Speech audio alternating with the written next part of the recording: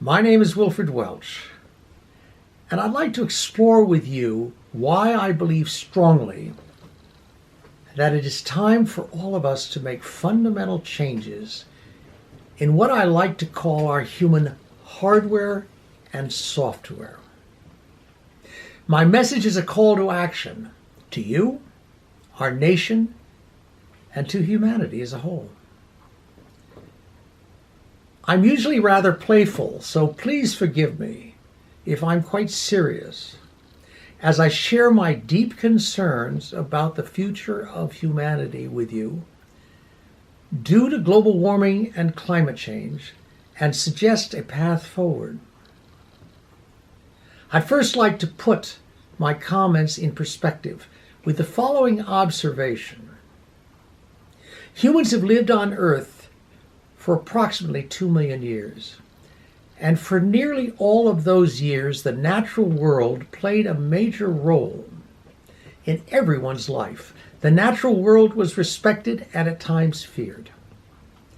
But over the past 75 years, since the end of the Second World War, we have assumed that we could exploit the natural world without consequence, using fossil fuels to produce products to satisfy the ever-expanding wants, in addition to the needs of a population that has increased since the war from 1.7 billion people to 7.7 billion today.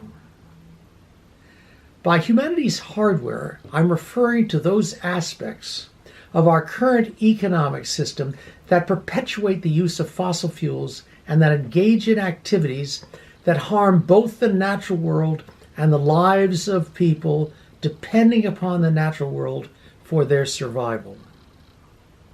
By humanity's software, I'm referring to those values we hold that rather unconsciously cause us to take actions that make the climate crisis worse.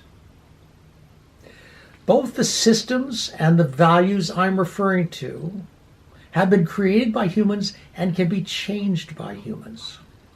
That's you and me.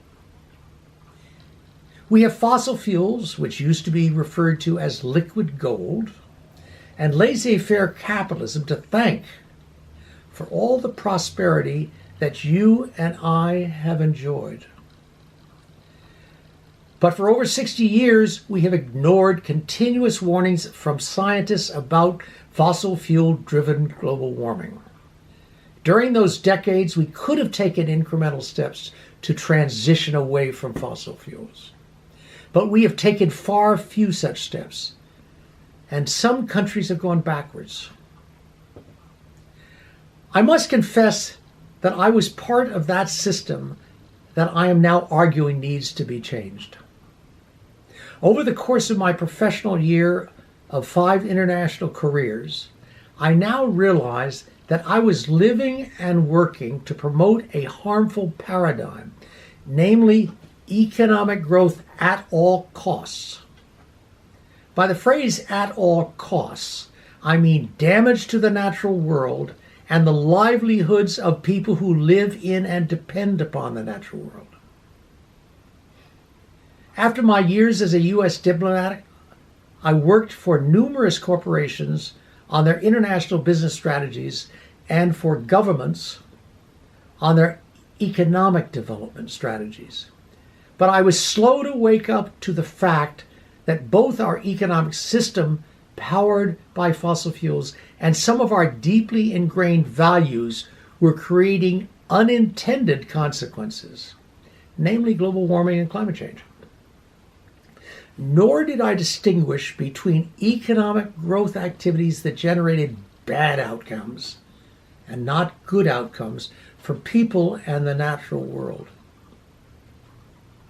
As you know, if you've been keeping up with the projections of climate scientists, there is little we can do now to avoid the following consequences by the middle of this century.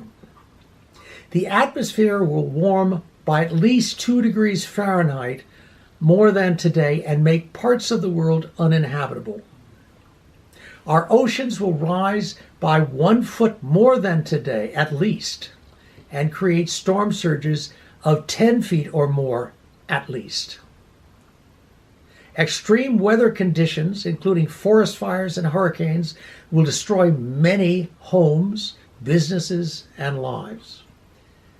And I hate to say this, but if we do nothing, there's a real danger that 1 billion or more climate refugees will die of starvation or conflict.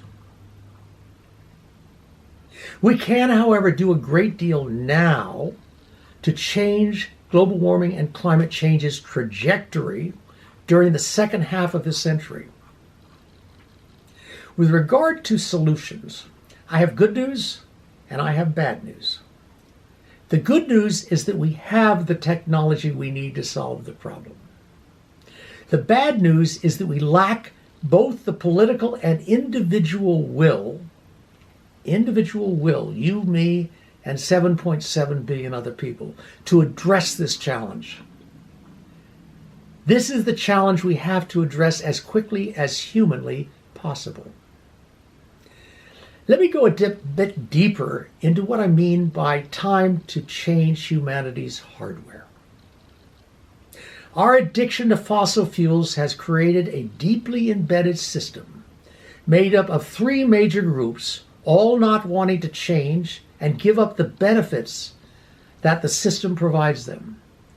I'm referring to fossil fuel and related corporations seeking to maximize their profits, our citizens expecting elected officials to cater to their short-term wants in addition to their needs, and our politicians who pander to the near-term demands of voters in order to get elected. For example, our deeply embedded system continues year after year to cause the U.S. government to provide billions of dollars in subsidies to the fossil fuel industry, subsidies that could be used to shift our economy to renewable sources of energy. But as we all know, addicts may say they want to change, but have difficulty in doing so. We also have to get off fossil fuels faster than the business and political establishment thinks is reasonable. When your house is on fire, you don't discuss if it is reasonable to move quickly. And we cannot continue the magical thinking that laissez-faire capitalism in its current form can dig us out of the hole that it had a major hand in digging in the first place. We need to build in incentives and disincentives, such as taking away the subsidies to fossil fuel companies and moving them to renewables. And a little more about human software. Take, for example, the value more is better. Whether that is true or not, that way of living is no longer sustainable on a planet that is now has 7.7 billion of us, living on a very, very small area. It looks to us as very big, but in fact it is very small and hanging precariously out there in the cosmos. And therefore we need to redefine what we all might think of as prosperity, other than just the money in our pockets or the houses that we own. So who's going to lead this transformation? Revolutions in human affairs rarely come from the top where vested interests rule, and violent revolutions usually start at the bottom. That leaves you and me, and a few billion others, to join together and lead a movement to a better world devoid of fossil fuels. Here are some suggestions I have of specific actions you can take to be part of the climate solution, not part of the problem. Note that these actions cost very little or no money, and in some cases will save you money. 1. Focus every day on actions you take that you may not have realized are adding to climate change and global warming. Have that focus heighten your awareness of the opportunity ahead. Look at it as an exciting challenge. For example, are you leaving the heat on when you don't need it? Are you driving your gas-powered car when you could enjoy a bike ride or public transportation? Are you buying fresh, locally grown food rather than food shipped hundreds, if not thousands of miles to get to your store? Could you save money by insulating your home? 2, embrace a powerful vision, or what I call a new story of what is possible, based on creating harmony between you, the natural world, and others who also yearn for connection.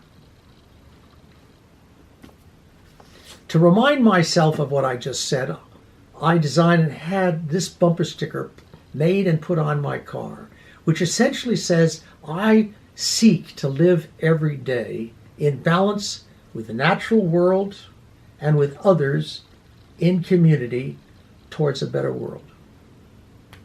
And 3, join with others. Immense power and possibility is created when humans come together around a meaningful cause. And 4, work intergenerationally. My latest book on solutions to the climate crisis focuses on the fact that intergenerational collaboration and action is a very underappreciated opportunity for all of us to join together and address this crisis. For example, look at the worldwide movement Swedish teenager Greta Thunberg created in less than a year. She started the movement at the age of 15 by sitting alone with a sign in the drizzle one morning in front of the Swedish parliament.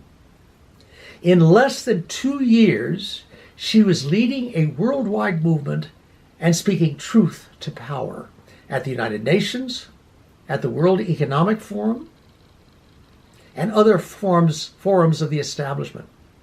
She was named Time magazine's Person of the Year at the age of 17.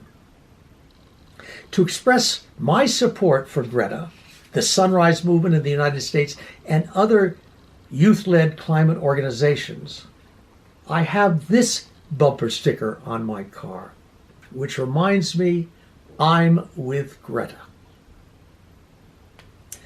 And 5, exercise your considerable power to, as a consumer, as an employee, and as an investor, to pressure corporations to be part of the solution, not the problem, if they want to continue your business. Boycott their stores. Be an intrapreneur inside your company to get your company to use less fossil fuels. Go to shareholders' meetings and make your views known. And 6, vote for those candidates at the national, state, county, and local levels who are committed to addressing the climate crisis. I'm an optimist, and I am sure we can do this. In the past, we have demonstrated that we can mobilize around a compelling cause and overcome what appeared to be insurmountable challenges. Recall how we mobilized almost overnight and played a decisive role in winning the Second World War. Recall how we landed a man on the moon only 8 years after President Kennedy announced that almost unthinkable goal. I'm also a high-altitude mountaineer, and I know very well the old mountaineering adage, you climb a mountain one step at a time. But this time you and I have to climb down the mountain faster than we would like to. There's a once-in-a-lifetime storm coming right at us, and our lives depend upon it, and depends upon our moving quickly and taking the right steps to safety. So let's all join together in a global transformational movement. Our lives and the lives of all those yet unborn depend upon it. Thank you.